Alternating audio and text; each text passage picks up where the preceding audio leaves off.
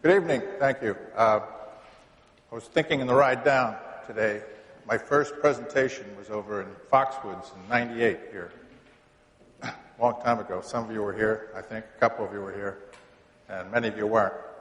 Dave gave an introduction, did a pretty fair job of describing me. I did have a conversation shortly before I came in with a young lady who was talking about a prior presenter, and she was really excited about it. She said she was articulate, intelligent, spoke up, enthusiastic, so you're going to be disappointed. This is a numbers presentation, and I'm going to be trying to take you through some of the questions that I frequently am asked when I visit a pharmacy owner for the first time. Pat called me in the fall and told me, described what they were trying to do in terms of a project, trying to put some simple tools up that a pharmacy owner could use and access and get a better understanding of how their business performance compares to their peers. That process Dave mentioned is called benchmarking. I had to look up today where that term benchmarking came from. I kind of found an interesting answer. It was a term that originated with ancient cobblers that made sandals. And the customer would come in, he'd put his foot in a board, and they'd draw his foot out and make a sandal on from that size of that shoe on that bench. That's the origination of the term. Today it's been used to pretty much standardize the process of comparing best practices in your industry to your own performance. Frequently used by shareholders and stockholders of public companies to try to understand where they're doing a good job, not doing a good job. In our industry, we have the pharmacy industry, not the accounting industry, but the pharmacy industry, we have a very good source of that type of comparative information. Who in the room? Do you get the NCPA Digest? Everyone see that? You read it? How many people actually read it? Scott? No. It's a great source of information, but if you're not familiar with numbers, it's a little overwhelming. I think it's grown to be a bit overwhelming. So I've tried to take some of that information and bring it into 4 or 5 or 6 items that I think are very important to understand how your business is performing. The website page, the intro page, looks like this. It's not quite as fuzzy as that, but it looks like that. It basically is an introduction by Pat to what the process is about.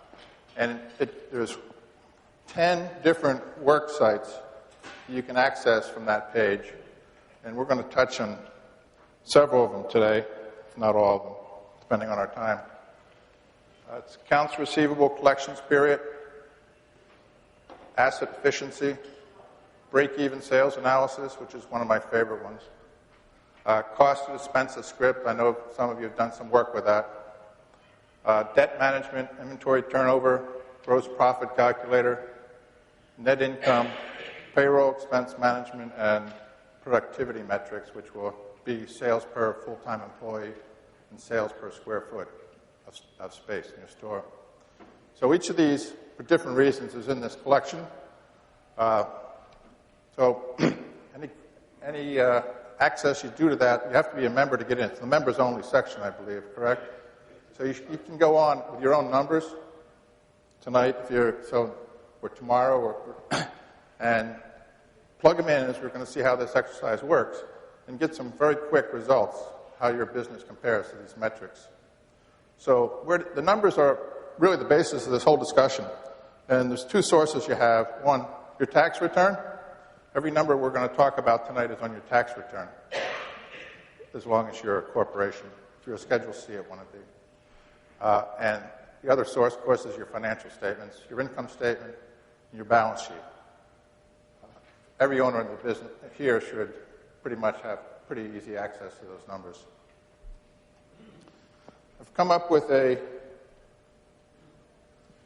prototypical profit and loss statement we can look at. We're going to pull some of these numbers out later. But it's a $4.6 million pharmacy. It's fairly typical size for my clients today, I think, in the Northeast. Cost of goods of $3.6 million, gross profit of $1 million.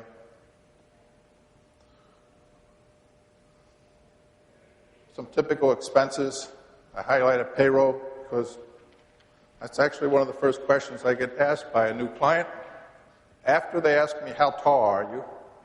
They'll ask me, am I spending too much on payroll? Now, we're going to look at payroll.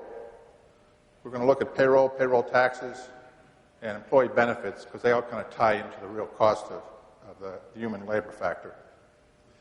One thing I'd point out to you is that payroll expense in the retail pharmacy industry is approximately 2/3 of your expense. And the long-term care side, because I see there's a couple long-term care pharmacy owners here, it's actually higher than that. So it's a very important component of profitability. Your balance sheet, you're probably a little less familiar with if you're a typical small business owner. You don't really deal with that on an everyday basis. But that's basically it's a report that tells you everything that your company owns, everything your company owes, and what the equity is in the company. In the pharmacy industry, you typically have a pretty good balance in inventory, pretty good by that I mean a pretty high balance in inventory, and a pretty high balance in the receivable. Who wish they had that much cash? But for illustrative purposes, $325,000 in cash. Your fixed assets are your equipment, automobiles, buildings, computer systems, etc. Your liability side, in your liability side, you have your wholesaler debt and your any other debt you may have in the business, car loans, short-term loans, lines of credit, acquisition debt if you bought the business. So in order to do this whole practice of benchmarking, there's a concept called common sizing here. And very briefly, common sizing is help take your numbers and convert them into a metric that can be compared across an industry. So I think I used an example of a common-sized example would be in payroll, where we would have ability to express your payroll. If you do a $500,000 in payroll and you're a $4 million store, and there's somebody with a $2 million store, how do you compare that number? Does it make sense? So it's expressed as a percent of sales. Here's an example of the payroll expense management piece. When you enter the site, you go to the web page, and it has the link to the various functions that we can use. And the payroll expense, really, it's only two inputs. You take your annual sales, you take your payroll expense, put the number in, and out comes a number.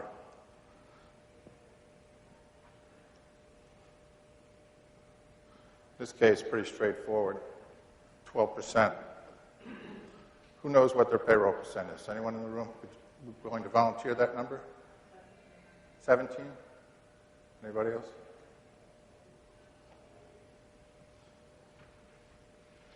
Well, 17 it's not unusual, but the national averages is substantially less, somewhere in the 13% to 14% range. And it's been growing rather significantly over the last 3 or 4 years. Stronger performers, at least in my client base, the stronger performers are more in the 12, 1 or 2 points below that. And the range is higher in the Northeast because we have more expensive payroll, bottom line. You pay more for your labor in the Northeast than you do across most of the country. So the difference between 17 and 14%, if it's a $4 million business, you're looking at about $100,000 worth of bottom line profit difference there. Significant piece, and particularly with margins decreasing or being at least stable, you have, unfortunately, a relatively flat script count in most retail pharmacies that I find in the past few years. So your revenue dollars aren't really growing strongly, but you're having upward pressure on your payroll because of cost of living raises, et cetera. So that percentage is being forced up as a result of that, and it's forcing dollars out of the bottom line. So I think that'd be a good place to start in terms of looking at where you are in your business, at how it compares to national levels. I find pretty typically that retail stores today in the Northeast are running 14 to 15%, a couple percentage points higher than the national averages in the NCPA Digest.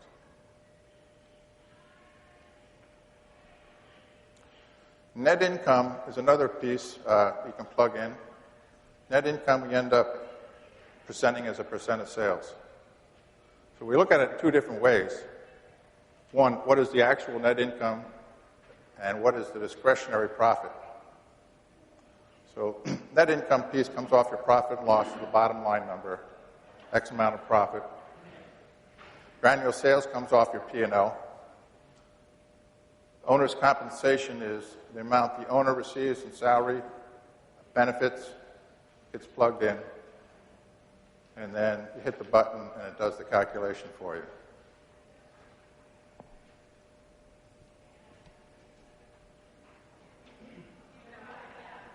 Non-pharmacy owners are compensated the same as pharmacy owners on an average? It depends on how successful the pharmacy is, frankly.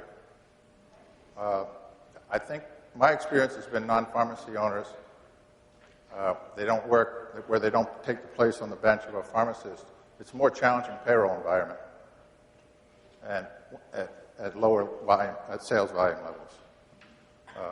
But I think there's some non-pharmacy owners that are taking a very strong wage and others that aren't. It's really what the business can support. It's certainly not your typical pharmacy ownership structure today. Good question. So we have a net profit of 87, sales 4.6. Math comes out to approximately 2%, or approximately 5.7%, almost 6% for discretionary profit. And I'll tell you in a minute when I look at my notes how that compares to the national averages.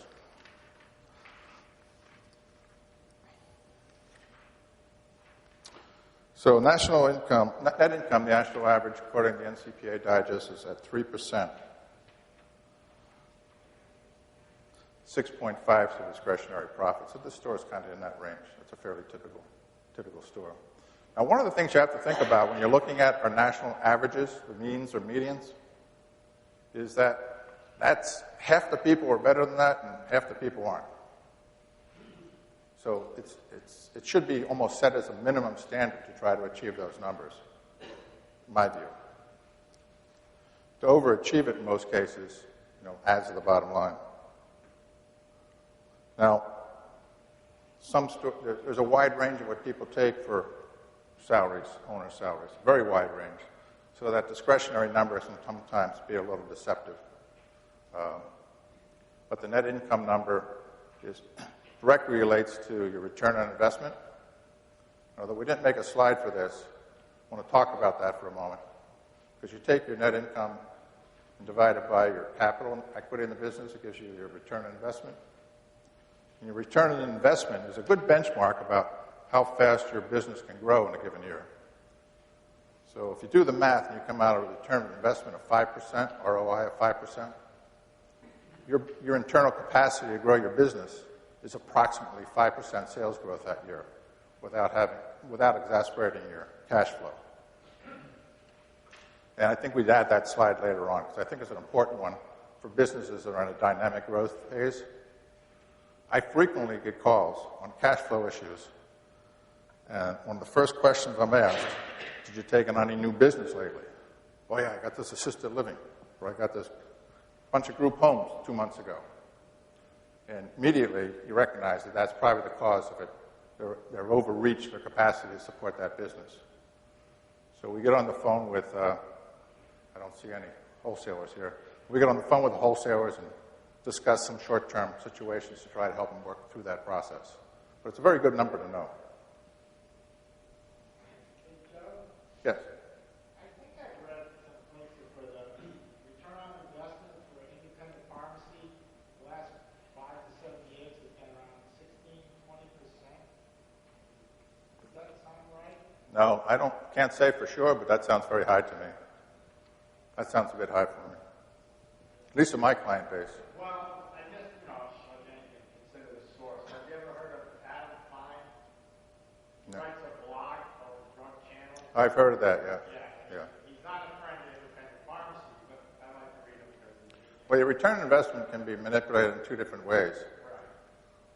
Higher profit creates a higher return on investment, and lower equity creates a higher return investment. So an undercapitalized business may have a potentially higher return investment, not be in a healthy situation, but if you... You know, I mean, he gets a lot of his numbers from NCPA, and I think from the digest, and I think if there's a bias with that, it's a lot of times, because it's self-reported, it's a lot of the better established stores who have low equity, you know, and relatively high profit margins, so maybe that's why his numbers seem Yeah, so high. I think there's a lot of numbers I've seen over the years in the digest, various versions it's had over the years, that don't ring true with the experience I have in my client base. Now, I have a fixed client base, but I think the numbers, I think their participation has grown, and I think the numbers are coming more in line with what I see. I've worked, just background-wise, I've worked with 20 years, scores of pharmacies all through the Northeast and a couple down south. So I've seen a lot of different numbers, a lot of really strong. I've had some of the best independent pharmacies in the Northeast as clients, and some of the smaller stores as well. So I've seen a pretty wide range. And the NCPA, I think, is closer to where the reality that I see is than it used to be. That, you know, just to address that point. So for you think the ROI is around 5%? No, I don't know I don't want to take a guess what the national average is on it. Yeah. What would be healthy? You know, 15 to 20% would be healthy. Very healthy, but I don't think there's many pharmacies that are in that range.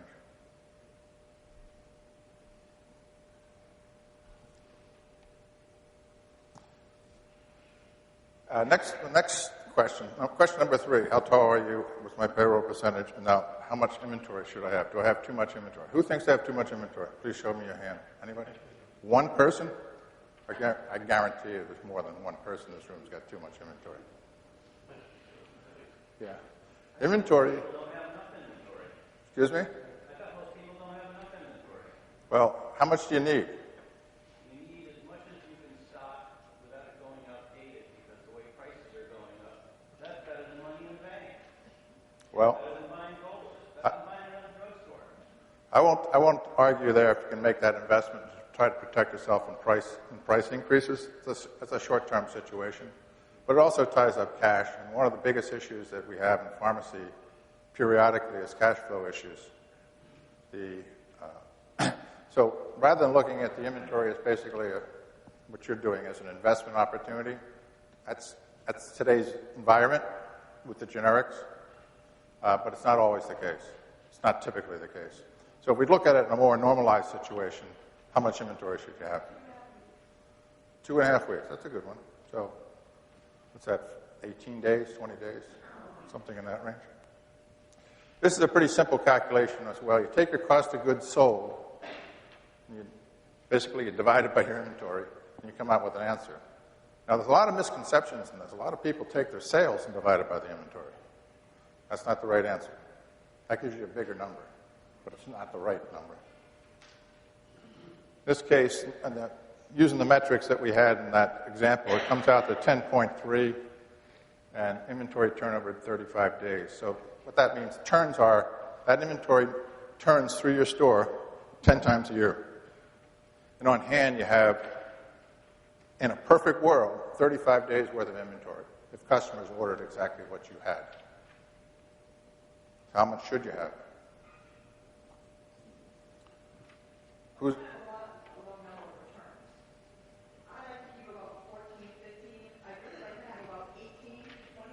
Mm-hmm. But that's not, that would be a perfect world, and I could have 2.5 weeks, and, you know, I wouldn't get a bottle of 100 and only dispense 30 and have to wait another 6 months. Yeah. But The NCPA numbers are just over 11 turns a year. Most of my clients are in the 14 to 15 range, for whatever the reason is. And that works out. And the NCPA number is 33 days.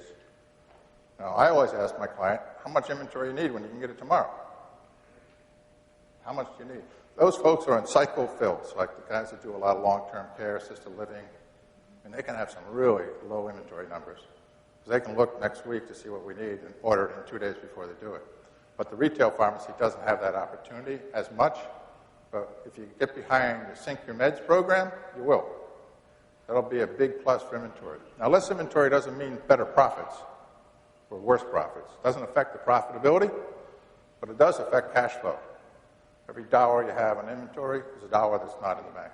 The only problem with that type of inventory and worrying about turns is if you start having a higher percentage of outs. Well, that's the balancing act. Because then you may lose customers if they don't return because you didn't have them. That's the balancing act that we all feel. That's what I hear from the they don't want to give out enough. If you never have an out of stock, you're probably going to go out of business. Bottom line. If you have enough inventory to satisfy every customer who ever walks in, all your assets are going to be tied up in your inventory. It's going to be difficult to operate. So it's a fact of life. Occasionally, there's going to be a person that comes in.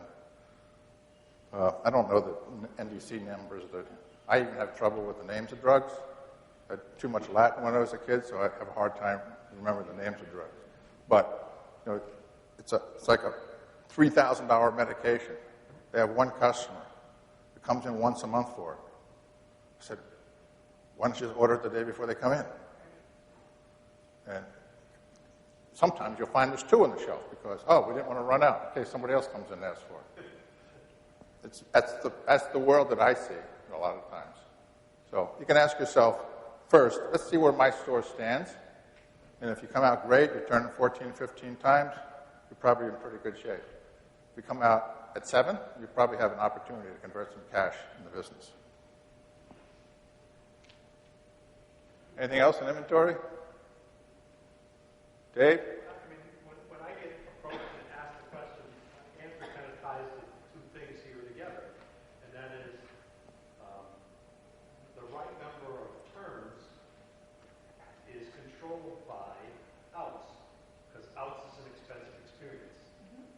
So whatever your tolerance is for outs, however, that's the balancing act you do. 14 or 15 might be right.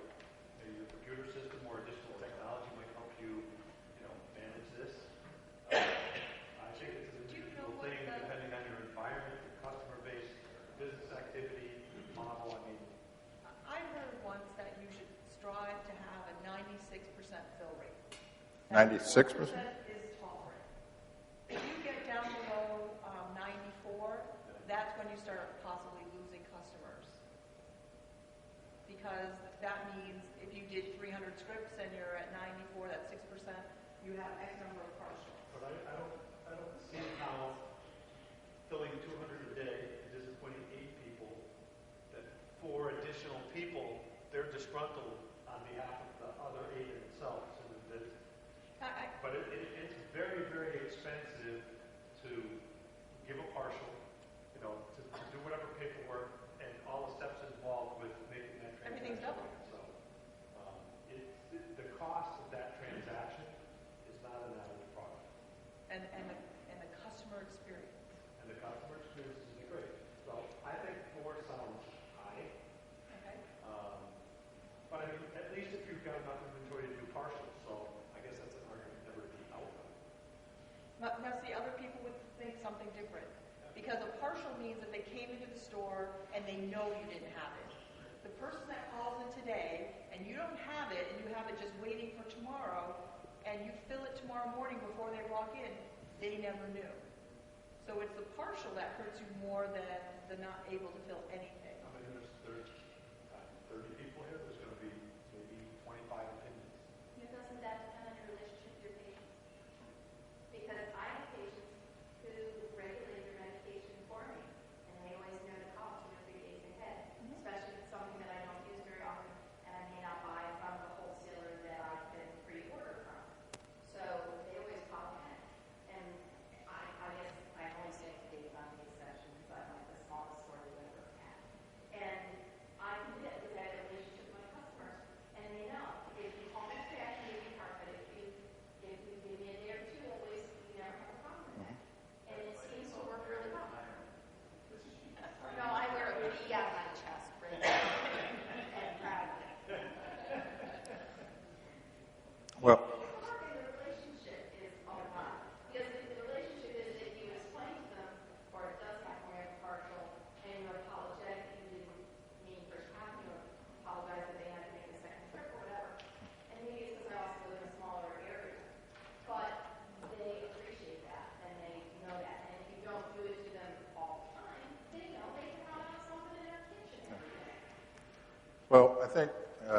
this is not a financial area, so I don't have any qualifications in this.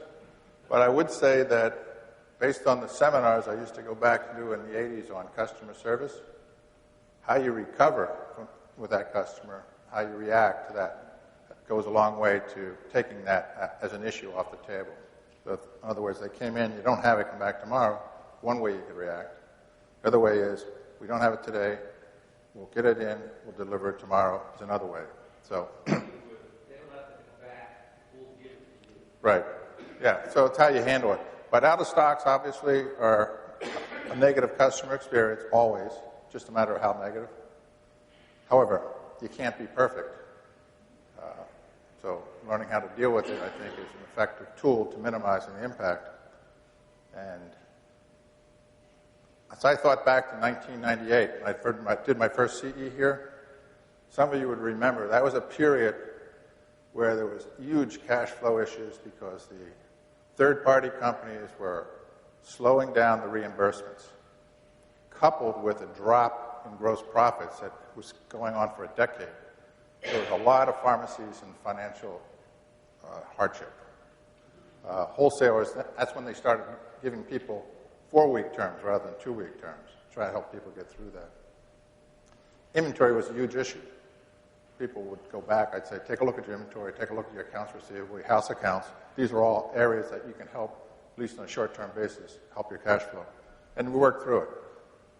And we went through a period of fat and happy, where everything's coming in, things are good, cash flow is pretty good, people took their eyes off it. You know, I don't know what to expect in the near future, but I don't think it's going to be positive for reimbursements, at least the gross profit number. So being prepared for it is wise. This is a complicated one. Everyone in the room probably knows how to do this, but just for the sake of completeness, I'll go through it. Gross profit calculator. And where do you compare? I don't know where these numbers come from on the national scale, to tell you the truth. There must be some states that have extremely high gross profit calculations. I find in the retail pharmacies, somewhere between 20 and 24 is pretty much the norm. Stronger in the long-term care pharmacies. It's a number that's been relatively stable for the last 4 years or so. Actually, it grew for 3 years, according to the NCPA, slightly. This past year, every time I walk into a pharmacy, I hear about this issue with the generic price increase, and we're losing money every time we sell a generic. So when the numbers came out, I do a bunch of pharmacy tax returns, so I see the numbers at the end of the year. The numbers came out. I was expecting to see those numbers really depressed, and I was surprised that they weren't. I don't know how your numbers were, but the gross profit didn't really drop the way, anecdotally, I was expecting it from the generic pricing. So the national average is 23.5. Your top performing stores are 27. I don't know anybody that's doing 27, unless they have a really strong front store or HME.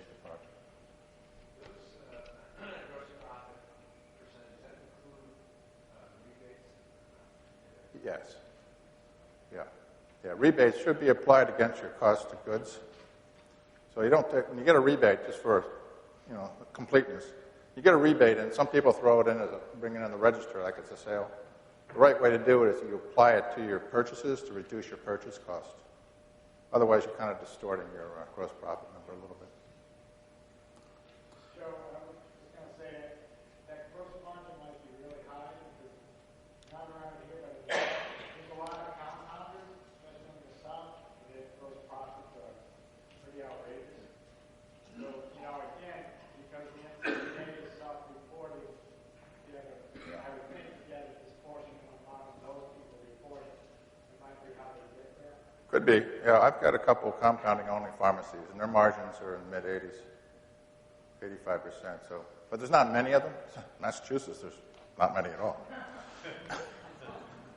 We used to have a lot of compounding pharmacies in Massachusetts, unfortunately. Anything else in gross profit? Accounts receivable collections. Anybody still have house accounts? Wow. Quite a few. Now, I can see where house accounts makes a lot of sense if you do a lot of delivery, you have some group homes or assisted living. But for your walk-in customers, I don't encourage people to have a house account for that. Large house account balances obviously add to your receivable number, and put that out. It's money that you're owed but you haven't collected, so it compounds cash flow as well. So this is something that I've always been a little surprised at. I'm an accountant. I work with a lot of pharmacies. And my first pharmacist, 20 years ago I met him, a guy outside the Boston area. And he introduced me to another one or two, and over the years I've got to work with many of you. But one of the things that I found is when I started working with them because they loved their accountant, but their accountant only had one pharmacy and really didn't understand that business. So over time, I acquired some knowledge, some industry knowledge, began to understand that there's numbers that should be on the balance sheets that their accountant doesn't even know to ask about. Third-party receivables is the biggest one. A lot of pharmacies, even today, don't take their third-party receivable and put it into the receivable balance. So if you don't do that properly, this doesn't make any sense, this equation. But your AR number should be a third-party receivable plus your house accounts. You divide it into your sales and you come up with your turns. So national average is around 14. My rule of thumb is somewhere between 17 and 20 up here. 17 to 20 days worth of sales, 2.5 weeks roughly. And turn number, which I don't really work with too often, that's about 25 times a year. It's lower in the Northeast. Our payers pay a little bit slower. This has gotten a lot better than it was 7 or 8 years ago, because Med D forced that payment to be accelerated. And 6 years ago, you were probably looking at, instead of 15 to 18 days, you were looking at 23 days. So a week's worth of business, cash came in, and it's helped a lot of business owners.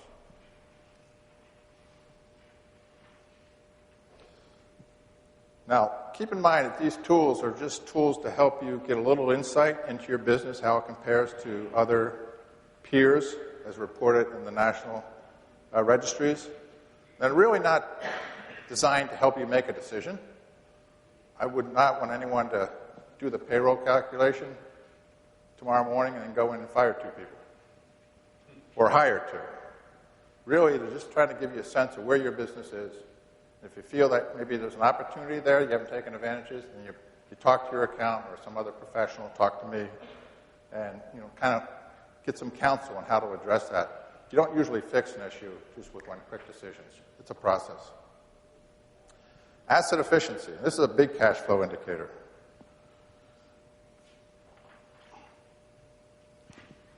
In this scenario, you take your annual sales and your total assets, and you get your sales to assets ratio.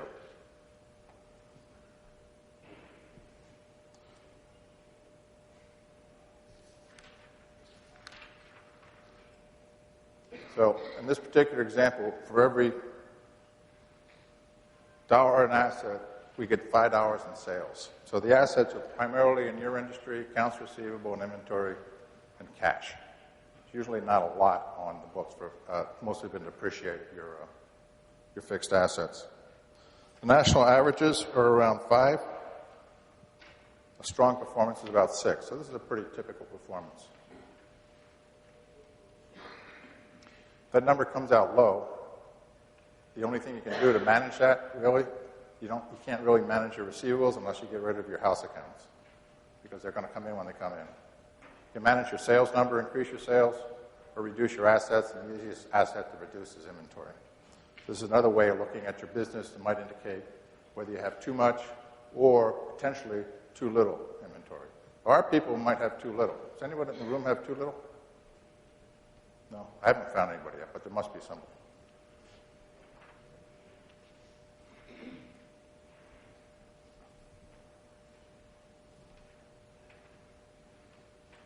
Debt management. This is something that's looked at by your wholesale credit managers pretty regularly. And there's a couple ratios called quick ratios and current ratios, which are expressions of your ability to be solvent. your ability to pay debt, at least on a short-term basis. And these numbers come off your balance sheet. Take your current assets. Current assets are typically your receivables, your inventory, and your cash. You do the math, put that number in. Then you take your current liabilities. Your current liabilities are always your wholesaler and a line of credit. And kind of technically, the next year's worth of payments you have on longer-term notes. Put those numbers in, you come up with an equation, a ratio. The metric here is the ratio, the current ratio in this case, 3:3, and quick ratios are 2. Kind of interesting, in pharmacy, those ratios are much higher than most lending requirements are in other industries. It's a pretty healthy industry in terms of debt management. The current ratio is 2, and the quick ratio is 1.7 on a national basis. So in this case, we're better in both. So what that means is that you have the incoming money that you have coming in your business exceeds the outgoing debt in the business by, in this case, the quick ratio, 1.6 times. It's a pretty healthy industry. Now, if you're in a situation where you're negotiating with a wholesaler, they're going to look at that, so you should know where you stand. You can do the math. You can ask your accountant to help you do the math to see where you stand. Because payment terms and risk all go into your pricing. I once did a little experiment. I've done a number of experiments with clients trying to compare things as part of a learning process for me. I took 4 wholesaler customers who supposedly each had the same contract with the same wholesaler in the same terms. And I found them all the same. And I had them put the same order in one day. We got the invoices, we got together. Everybody paid a different price. Everybody paid a different price. So there's a lot of smoke and mirrors going on there. So they'll take a look at your business, and your price is based on volume and risk and payment terms. So the lower risk, the better price you're going to get. I won't say that wholesaler's name, but they were here today.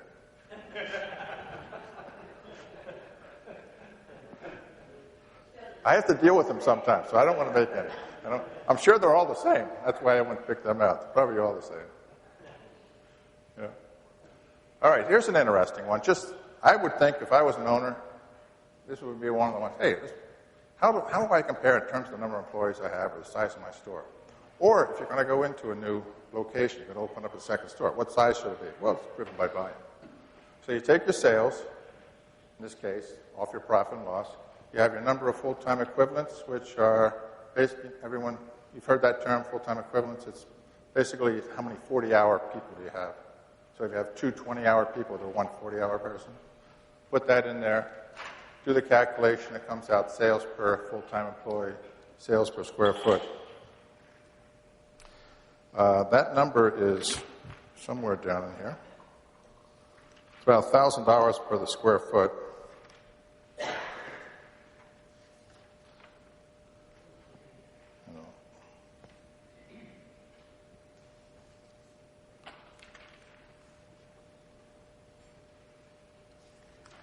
And just to keep you in suspense, we have sales per employee ranges about 300 to, there's quite a range there. It's volume driven, $300,000 to $500,000 per full-time employee. The average is about $450,000 per full-time employee. So you can take a look at this. And by the way, these averages are all on these sheets. You can't read it, but they're down on the print in the bottom. It tells you the national average as a reference. It doesn't make any sense. Oh, sales, whatever the sales period is. But if, so say you have $4 million in sales, and you have 20 people, and they add up to be 15 full-time equivalents, you take 15 divided into 4 million, and you come up with a number. And sales pretty consistently is about 1,000 square foot. And I can remember 40 years ago when I started out in retail, there was a store in New York City that broke the $1,000 a square foot amount, department store. And that was like mind-boggling at the time. 40 years later, it's a typical pharmacy.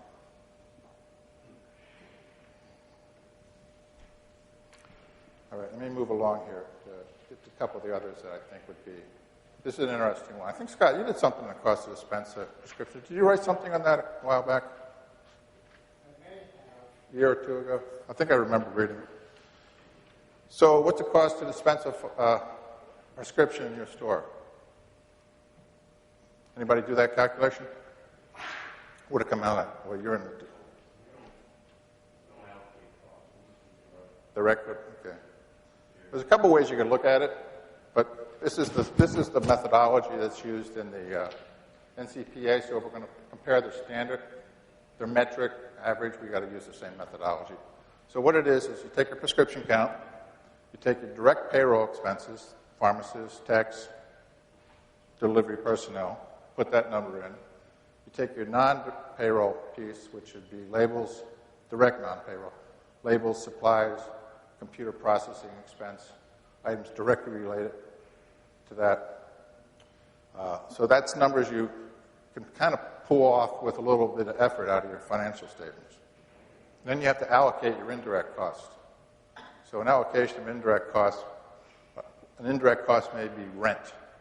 So if you're 80% of your store, a front OTC, front store, 20% is pharmacy, you would allocate 20% of the rent to the pharmacy. Another one would be utilities, be similar. Insurances, et cetera. So you've got to take a look at it and say, what's the ratio of that expense to the pharmacy? Put those numbers in and hit the calculate button, and it comes up with an answer. In this example, it came up to $12 per script. That's pretty close to the average, which I have here, I think was around $13. Yeah, an NCPA is $11.96. Northeast, due to some higher costs, particularly in payroll, our rent's higher than national averages. We're tending to run a little bit higher in the $13 to $14 range. So for every script you fill, it's costing an average in pharmacy about $13.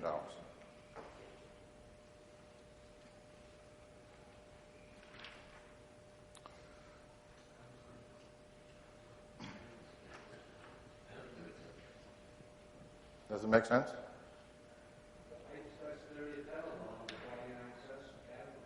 What's that?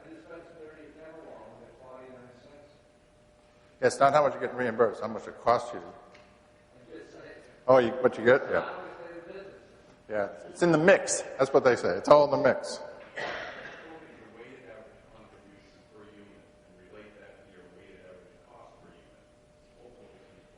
Yes, hopefully it's not plus.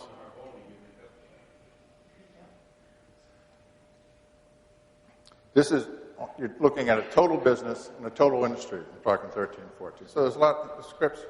I remember when Depakote went generic. I'd be walking in, everybody was scared to death that Depakote was going to put them out of business. The guys are doing a lot of mental health work. And I'm walking into stores, and they're having the best gross profit months that they've ever had. They're making $500 on a script because of the way the price and the max were dropping down. So you do a couple of those, and it makes up for it. Didn't last too long, but long enough to make it a good year for a lot of people. All right, I just want to, this is another one that's somewhat complicated but interesting if you take the time to do it. It's break-even calculation.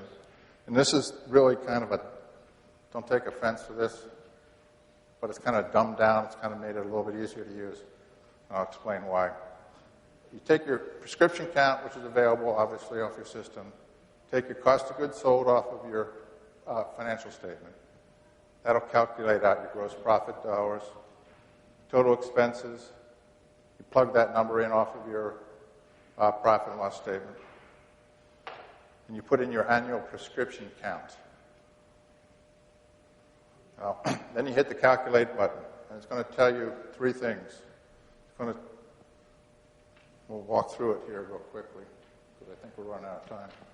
So here's an example of the four numbers that we put in.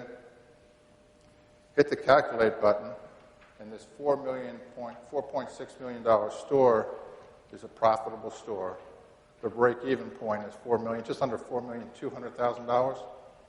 You don't make $1 worth of profit till you hit that number in a year.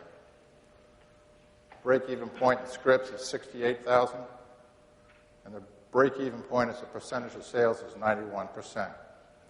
So it takes them, you have to do 91% of your business before you start making any profit in the point of view.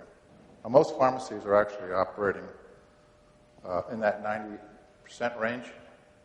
If you go over 100, you're operating at a loss. Your financial statement would show you would have a loss. If you're operating under 100, you have a profit on your statement. The closer you are to 100, the more vulnerable you are to a small drop in sales, putting you into, if you don't do anything to adjust your expenses. So if you're at 98% break-even point, a 3% drop in sales revenue would result in a loss in your business. So you can take a look at your monthly activity and take, in this case, we need to do 68,000 scripts a year, divide that by 12. We need to do that many scripts a month on average in order to be profitable with at your expense level, at your gross profit level. As you get closer, one of the first exercises I did was this, a store in Connecticut who had a CVS opening up, kind of diagonally across the street. And, we took a look how vulnerable were you. Did this calculation, and it was a fairly profitable store, so they were at 91 and 92%. So they could take almost a 10% drop in revenue and still be viable. And if you adjusted your expenses, still remain profitable. But if they were at 98%, there'd have to be some serious expense cutting going on in order to survive. So this is something, if you're feeling a little threatened by the competition in your marketplace, you can plug that in, see where you stand. Now, when I say this is dumbed down a little bit, the actual calculation takes your payroll and makes it a variable expense. But I find typically in pharmacies, retail pharmacies, you don't really vary your staffing too much based on how business is. Short-term staffing. You have 40-hour pharmacists, they work 40 hours every week. They don't work 32 one week and 43 the next week. Typically it's 40. So there is a more complicated version than that, but we'd be here for an hour going through it. So, how are we doing in time, Dave? 5 minutes. 5, okay. So, with all these numbers, I look for some prophetic statement to come up with. You don't have to feel that you're absolutely accurate in this to get a sense of, the direction your business is going. It's better to be vaguely right than precisely wrong, and it's better to know where you are than not. That's my view.